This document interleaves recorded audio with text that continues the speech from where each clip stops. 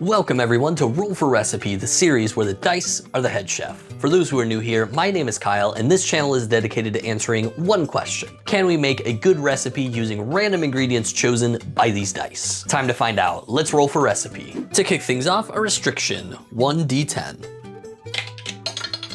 8 for take on a classic. And a d10 again to see which classic we're doing. 10 for chili, the favorite from Texas. A d8 to see which protein we're using for our chili. That is an 8 for chicken breast. So I could have bought ground chicken breast, it probably would have been more typical chili, but I had some frozen chicken breasts in my freezer already, and I needed to use them up. And since chili is cooked for hours, I mean, the fact that they're frozen won't really matter too much, but I'll still thaw them enough to get a good sear on them. So with chili, what I'm gonna do instead of a carb roll is we're gonna roll 2d6 for different mix-ins.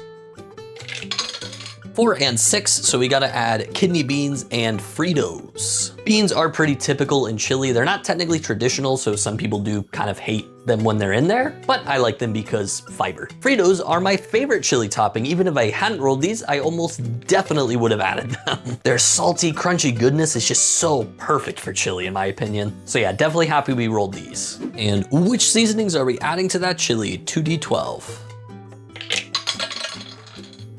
Double 8 for double truffle oil. I don't know how we're gonna use double truffle oil. I guess I could probably throw some in at the end and maybe toss some Fritos in some. I don't know, this one's kind of an awkward one to roll double of. 2d20 for the produce. 1 for fruit cocktail and 14 for lemon. Well, we got a little bit of sweet and a little bit of acid. I think lemons probably should work pretty well in chili. They'll just add a nice fresh acid to everything. But the fruit cocktail, on the other hand, I don't know what to think about this one. Definitely a strange ingredient, not necessarily in a bad way, but more in just I'm very curious how this is gonna work kind of way. Last but not least, the D100 Wild Magic Roll. That is an 18 for ketchup.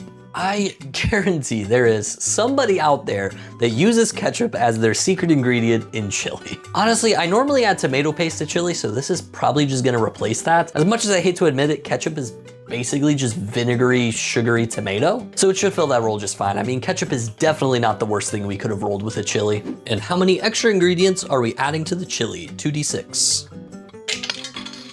5 plus 4 is 9 extra ingredients. 9 ingredients gives us pretty much exactly enough to work with a chili. History time. Chili was invented by Spanish settlers in Texas when they were trying to make a Spanish style stew, kind of like what they had in their homeland, just using the local ingredients that they found in Texas. Maybe even stretching down into parts of Mexico, we're not sure exactly the region. And the local ingredient they found was, you guessed it, chilies or peppers. So officially, the only ingredient really required to make a chili is peppers and chilies in the style of a Spanish stew, but even that's kind of lost in these days. So yeah, I'll be using some bell peppers and some jalapenos for this chili. And then we'll go with a few other standard items, some onions, some chili powder, some garlic, some tomatoes. Because we're gonna be using chicken breast instead of ground beef, we are gonna be lacking a bit of that extra fattiness and richness, so I am going to be adding some cheese to this one. And then for the liquids, we're gonna go with some wine and some chicken stock.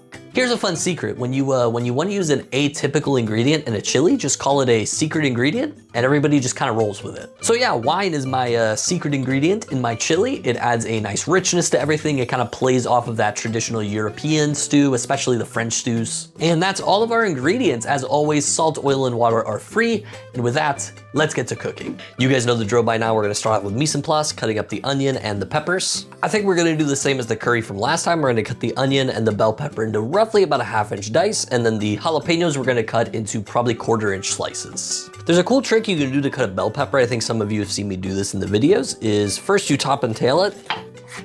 So the top and the bottom, you can just cut these into your 1/2 inch dices as normal. Just gotta be sure to avoid any of that white pithy area. Now for the middle portion, you're gonna wanna be pretty confident in your knife skills for this. You're gonna cut through the middle portion, you're just gonna cut one time through there. Then you're gonna grab it and you're basically going to wrap around with your knife and you're going to take off all the white. And there we go, I have perfectly removed all the white part and I have exactly the fleshy part. Then you just gotta cut this into your strips. And then you can stack the strips together and cut them into your dice. And there you go, the perfect red bell pepper dice. Again, you wanna be pretty confident in your knife skills. You want a very sharp knife to do it right. All right, the peppers and onions are done. That finishes the mise en place. So now it's time to start cooking the chili. All right, we got our pot on, it's warming up. We're going to put our oil in it. Generous amount of oil because we do have quite a bit of vegetables to cook here. Go in with our onions, a little bit of salt. In with the peppers, a little bit of more salt. You know what I just realized? I completely forgot to sear the chicken. I will do that on the side. These are starting to get a nice color as well, so it's time to go in with our garlic, if you will, as well as a very generous amount of this chili powder. All right, and now we're going to add all our wine. I'm just gonna add all of it. Turn the heat up, let that reduce down. And then I also use the wine to deglaze the pan I seared the chicken in because then I can get the fond off the bottom. So see guys, when you make mistakes in the kitchen, you can just improvise and it all kind of works out in the end. All right, I'm not sure if you guys can tell, but this wine is starting to thicken up. It's getting to that syrupy consistency. So now we are going to go in with our chicken stock. And in with the chicken breasts that I seared to the side. I season these with salt and the chili powder. In with the kidney beans. All right, this is starting to come up to a boil, so I'm going to cover it, turn the heat down to about a medium low, and let this simmer for probably like 2 hours at least. All right, it's been about 2 hours. The chicken is definitely cooked all the way through, so I'm actually gonna pull this out and start to shred it. I also realized I never added the ketchup or the tomatoes, so I still have to do that. I don't know, it's early morning, I'm forgetting stuff. I am a little concerned doing breasts this way. Thighs are what you would normally use in this type of thing. But I found some slow cooker recipes for chicken chili that said breasts like this should be fine, so I'm gonna roll with it and see what happens. All right, that's all the shredded chicken. We're gonna add that back in.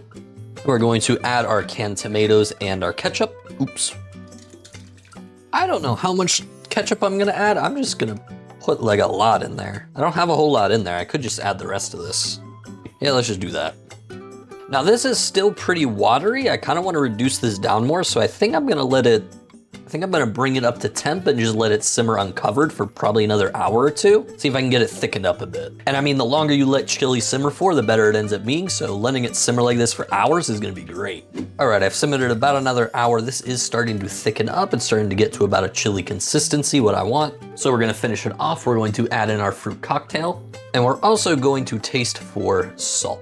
To be honest, I don't need a whole lot here. I just need a little bit.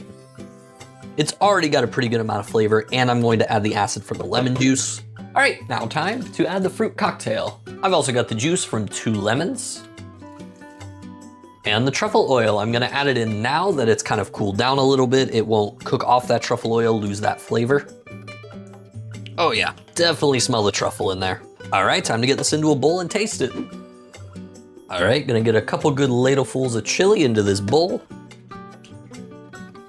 We are going to add our shredded cheese, a little bit more. I'm gonna mix this up so that it kind of gets melted. It's gonna help thicken this chili a little bit.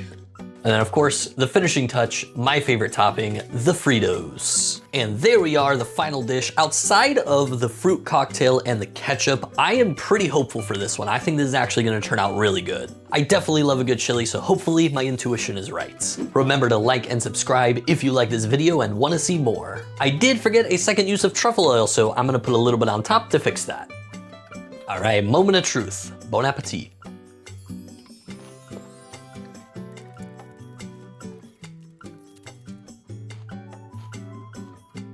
This is actually surprisingly cohesive. I thought maybe it would be a little bit too sweet from the fruit cocktail and the ketchup. And while it is a little bit sweet, I wouldn't say that it's overly sweet. In fact, I actually think it has a pretty good balance of sweet, spicy, sour, and savoriness. There is also a really strong smell of truffle oil even before I put it on top, but even that's not really overpowering on the flavor. There is a bit of an aftertaste that is a little bit sour maybe. I don't know if it's the lemon juice or the ketchup, or maybe it's even the truffle oil. To be honest though, I don't really mind it that much. It's super, super subtle. The chicken I mentioned I was a little bit concerned about, and while I think thighs may have come out better, the breasts came out fine. They're not super tough or dry or anything like that. And Fritos remain the best chili topping by far. Their salty, crunchy goodness is just perfect. And I don't care what anybody says, I will never change my opinion on that. So yeah, overall, I am very happy with how this turned out. For a score, flavor is really good. I honestly could be seeing serve this or something similar to this in like a bistro style restaurant. Maybe it's like a one-off odd special kind of thing. Price and complexity, I mean, it's chili, it's just kind of throw everything in the pot and it's relatively cheap. And then the wow factor of what we actually threw into here, the ketchup, the fruit cocktail and everything, and it's still coming out good, I think that's just impressive to me. So yeah, for a score, I'm gonna give this one an 8.6 out of 10, and I'm gonna call it Chili the Kid. Couple little things I maybe would change personally, but overall, the dish is really good. As always, thanks for watching, have a great day, and I'll see you next time.